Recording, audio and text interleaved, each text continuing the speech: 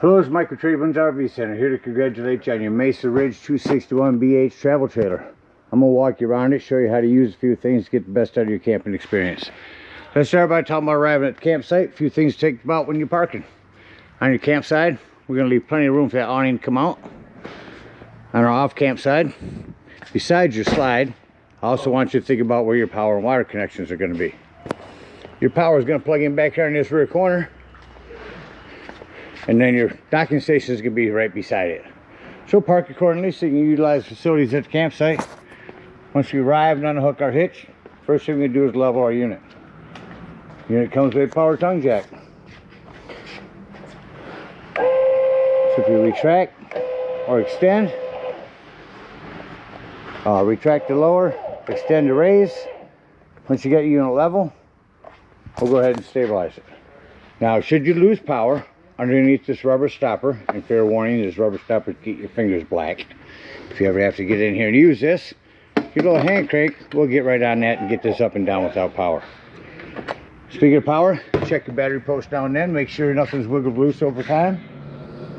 Once we got our unit level and stable, or level, next thing we're going to do is stabilize it. All four corners of your unit got these stabilizing jacks. Your hand crank can fit right on here. Run these down. You can use an impact driver or a drill gun. I just recommend when you get to the bottom you slow down, because remember, our unit's level. All we're trying to do now is stabilize it. I'm also going to recommend stabilizing jack pads. Jack pads are going to protect the feet of your stabilizing jacks from dirt, debris, hot blacktop in the summer. Better distribute the weight. Good investment. Use your 10% off coupon. Get a 4-pack from our store. Put one down underneath each one of these feet and run these down just until they're taut. Once these are tight and it feels like it's going to start lifting the unit, once you've got like some type of pressure on your hand crank, go ahead and stop. Remember, we just stabilized it. We're not trying to lift it. Get all four of them down. Got our unit level and stable. Now we can hook up our power and water. Going back to our back corner down here, got that big long 30 amp cord, plugs in right here on the side. The way these plug in now is they will come in at like at 10 o'clock and twist it to noon, so they will lock, and then go ahead and put your gray washer on, or your black washer on there. Now should you need to plug into a 110, there's a 30 to 15 amp reducer you can throw on the end of this. Plug into 110. Get your power hooked up, hook up your water. So I'm going to show you a door here. You have a door here that says docking station. Lift that up, swing this little plastic piece down, that's going to hold your door open for you. Now, tank fill and city. City is how we're going to set up for campsites. That's telling you how to point this arrow. At campsites, we're going to use city. First and foremost, your water pressure regulator. This water pressure regulator is going to reduce the water pressure to 40 to 50 psi, protecting the lines in the unit. Always use this when putting water in here, because you don't know what the water pressure is at different campsites. Hook that up here. Hook up your hose, but don't turn your hose on yet. Let's find your hot water heater. Yours is over here on the campsite. Right to the left of your entry doorway. All we're doing at this point, folks, make sure our drain plug's back in there. Get that in there with a little bit of plumber's tape around that. Not putty will gum up on you. Get that in there nice and snug. Once that's in there tight, you can go ahead and turn that hose on. After our hose has been out for a couple minutes, once you go inside, open up the slides. I need you to get in there and open up the slides, because I want you to get in there and open up all of your water lines. Get them opened up, get a nice steady flow of water going through them all. Then once you got water going through them and no air, you are all set. Now let's say we're going to go camping and we're not going to use city water. We're going to go dry camping. Boondocking, sometimes they call it. In that case, it's got a two-step process. Now, right here, we're going to turn this to tank fill. We'll fill up in the same spot, But what you're going to do is you're going to go inside and where you check the levels of your black and gray tanks. There's also a button for your fresh water. Keep an eye on that when you're filling that up. Once that's full, remove your hose. Then in order to utilize this water, you'll turn on your water pump. Now you will want to, where your water pump is, you have a hose coming off from it that you'll use to put antifreeze in. You want to make sure that your bypass is pointed in the opposite way of that, T of that, so that your water pump will pump this water out. All right, we're all set up for power water. I'm going to go ahead and walk you around the rest of the unit, continuing here in the docking station. We do have a outdoor shower here. This is our tank flush. We'll talk about that when leaving the campsite and dumping our black tank. And then here's again where our fresh and city water will go in. Down here is where we'll dump our black and gray tanks and our power. Continuing up our off campsite, we'll say one thing on your slides is they do have a spray that you can put on your slide seal here. That'll keep that nice and pliable. Keep that from dry rotting over the years. Got your big pass-through storage here. Docking light up here on the top. Your propane does come with a regulator and a cover. Point it toward the tank you wish to be using. Lefty loosey to open. And I'll turn that back over there. And green means you got gas. Battery posts, check them every now and then. Make sure those haven't wiggled loose going down the road. Coming over in our other side of our pass-through storage, we've got some lighting. Right above your lighting, that's a template where you're wired for solar. Leave that on there in case someone ever decides to wire this completely for solar. There's a template for your techs. I mentioned using a drill gun for your impact drill gun or impact driver when bringing down your stabilizing jacks. Well, there's a socket for that right there in your storage area. Come down our campsite, again our hot water heater, a couple of 110s, vent for your microwave, access panel for techs to get in the back of your fridge. It's a flue for your furnace. A few things on that. One, make sure it's never blocked. Two, if you're running it, make sure you steer clear of it. It does get hot. And three, they do sell bug guards that you can put over those. Got an outdoor kitchen here. That outdoor shower I told you about earlier. This spray port will work on there.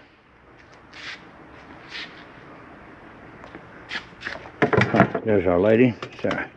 Lighting here. Spray port will also work here. Bring your griddle out. When you turn that up, that is your turning your LP on. Your griddle area here. You must shut your LP off in order to push this back in.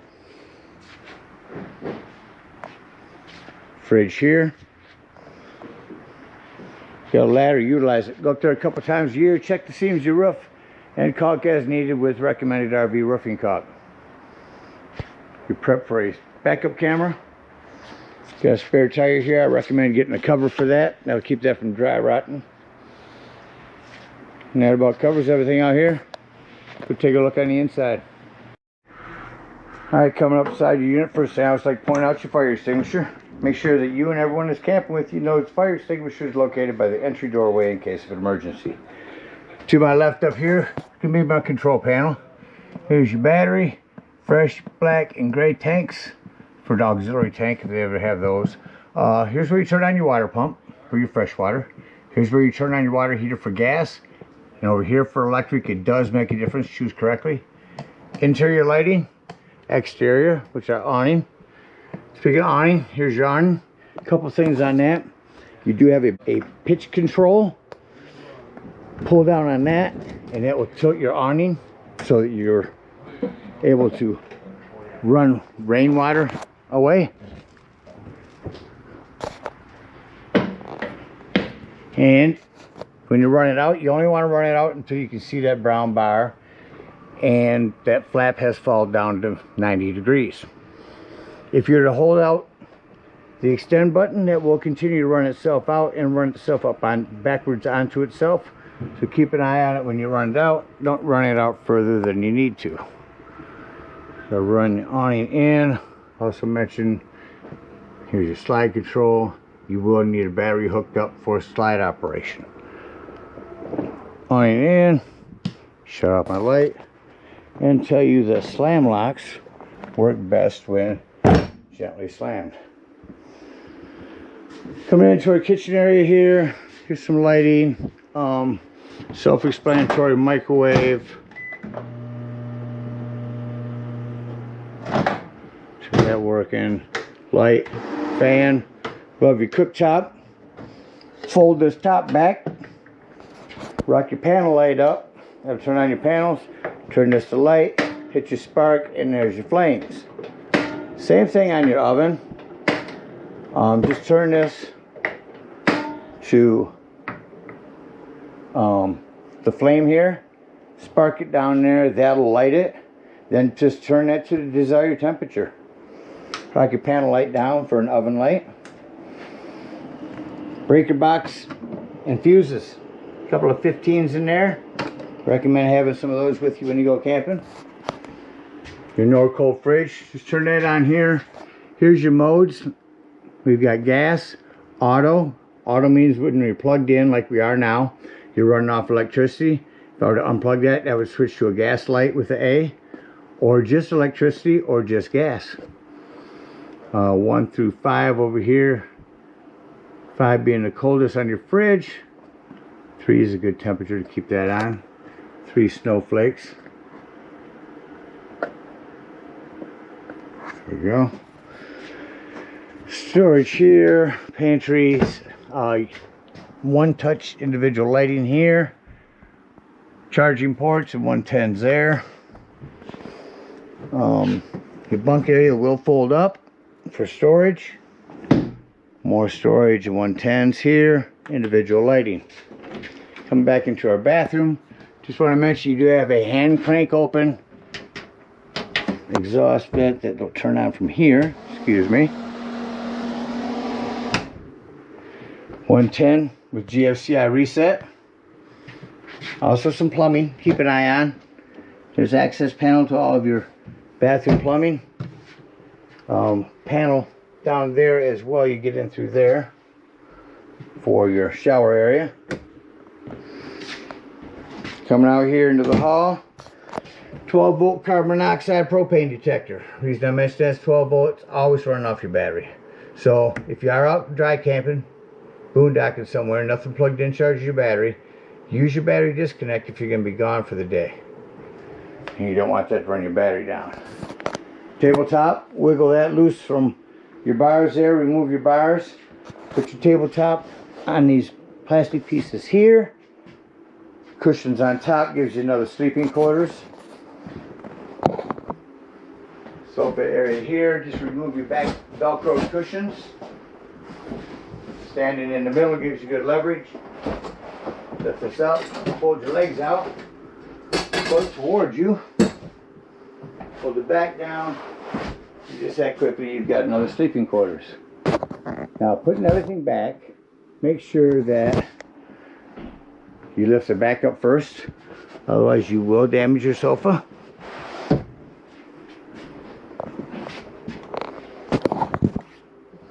Lift the front up, fold your legs in, jackknife it back down. Cushions return, and we're back to a sofa. We have a 40-inch Insignia TV here. Sound bar here. This is AM, FM, Bluetooth. You can also get the TV sound to come through it too. I'll shut it off.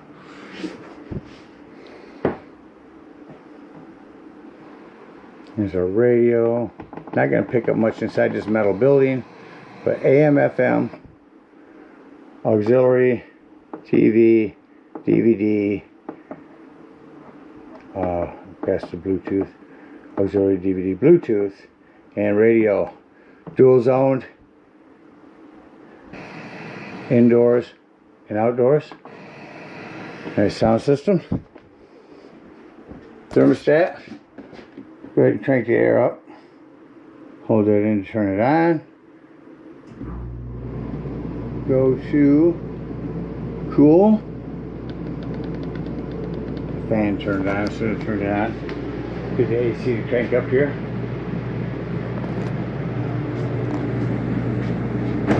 Quick dump there. Shut that off.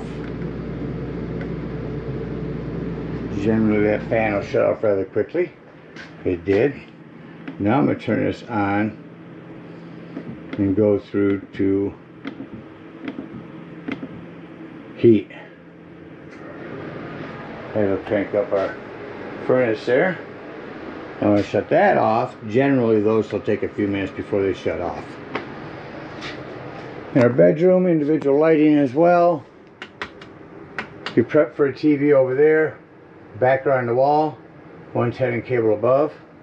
You want your bedroom doors to snap open for travel.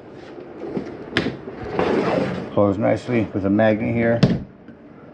But for travel, a strong magnet.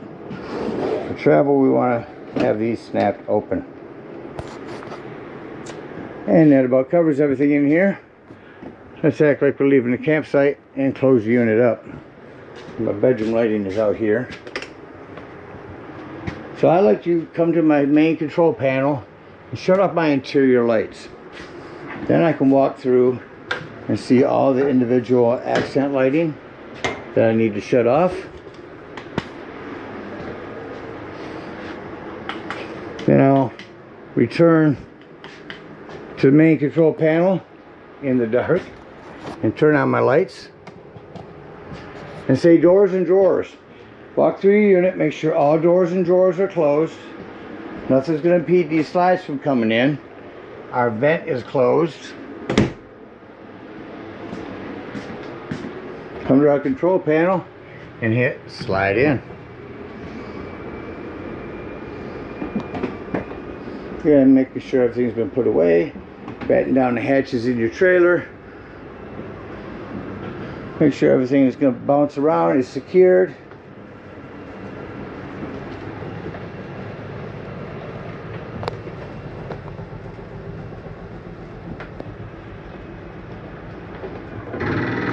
I want you to hear that noise, whether the slide's going in or out. It's nothing grinding. That's just the slide mechanism saying I'm in all the way. Shut it off. Exit the unit. Now the biggest thing on these steps, you want to make sure this exterior door is all the way open. Otherwise this could catch on it. Lift this up. You do have adjustable feet. Just by pulling on these. Lock that in there. Lock and deadbolt your door, lift and turn this handle. That's how you want that for travel. Now if we are dry camping, we're going to bring up our stabilizing jacks, hook up our hitch and head on to the closest dump station or home, whichever we need. If we are at a campsite, we're going to unhook our power, our water, our cable. Hook up our hitch and head on up to the dump station. I did forget to mention, if we are dry camping, we're going to get up underneath there and dump that fresh water.